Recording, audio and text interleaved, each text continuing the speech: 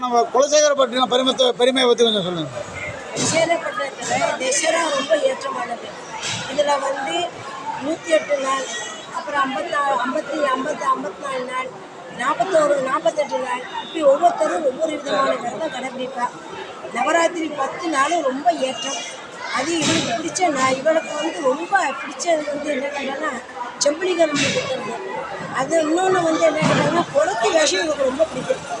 முதல்ல இங்கே தான் குறவன் இங்கே பூஜை பண்ணதாகவும் அவள் வழிபாடு செஞ்சதாகவும் அவளுக்கு தான் முதலிடம் மதிப்பு. அதனால் அது மட்டும் இல்லை, இந்த அம்பாளுடைய வரலாறு எப்படின்னா சுயமாக வந்தது, இயற்கையாகவே வந்தவள் குலசேகரி.